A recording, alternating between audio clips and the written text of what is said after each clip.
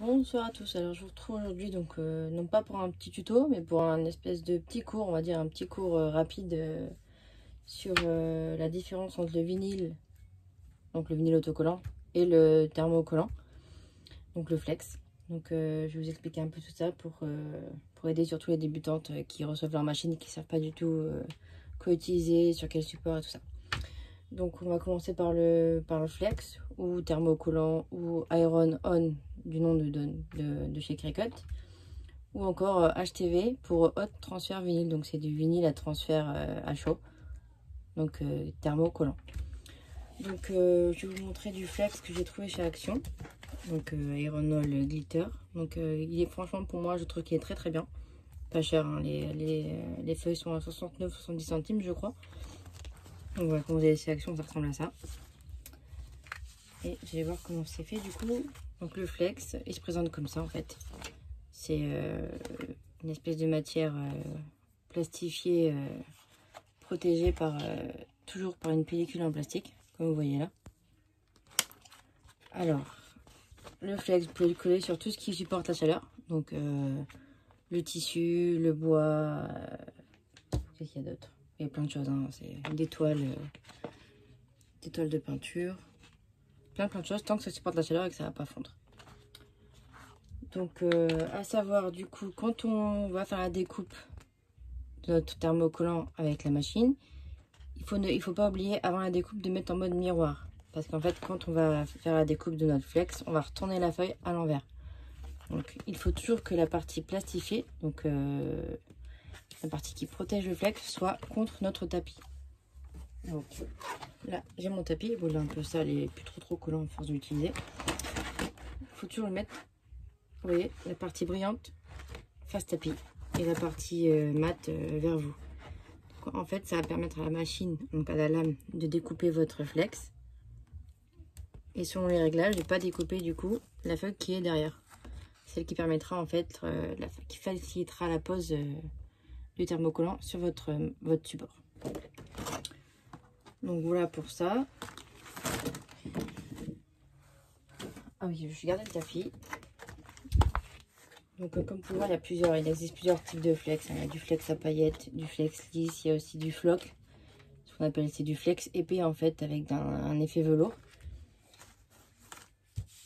Donc paillettes, il y a aussi du métallisé, qui se reflète aussi, il y a plein de choses. Plein de flex différents, mais la pose, enfin le système de coupe sera toujours pareil, à l'envers. La feuille plastifiée côté tapis. Ensuite pour le vinyle autocollant, donc ça permettra de faire de la décoration sur des supports qui ne se chauffent pas. Donc par exemple là j'ai fait un petit gobelet pour mon petit voisin et j'ai mis du vinyle permanent dessus.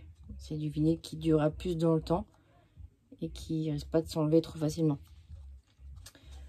Donc ensuite vous avez aussi le vinyle amovible, donc c'est du vinyle qui peut se coller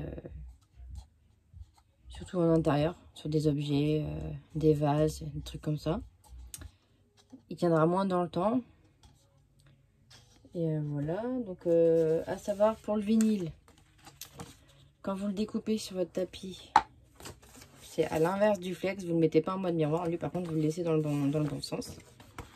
Et vous allez le placer la couleur face à vous.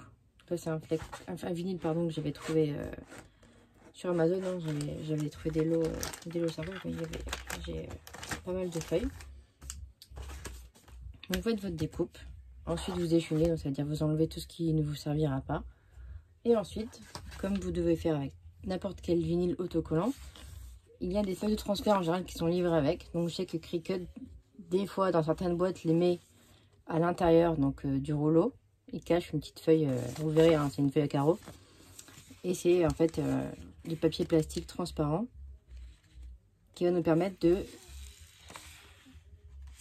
fixer le vinyle dessus. Une fois qu'on l'a bien échelonné, on coupe le morceau, on place, on racle un petit peu avec notre petite raclette pour qu'il colle bien là-dessus et ça facilitera la pose sur le support. Je vous conseille vraiment d'utiliser une feuille de transfert parce qu'une fois avant, quand j'ai débuté, je ne savais pas qu'il fallait ça.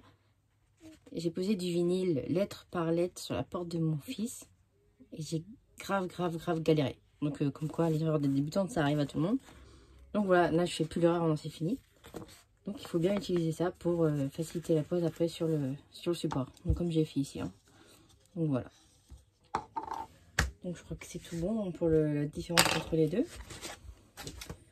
Donc là c'est une petite trousse que j'avais fait du coup pour en mettre, enfin pour en test, hein, pour vendre pour les maîtresses et maîtres d'école. Donc c'est une trousse en coton en fait où j'ai mis du flex dessus.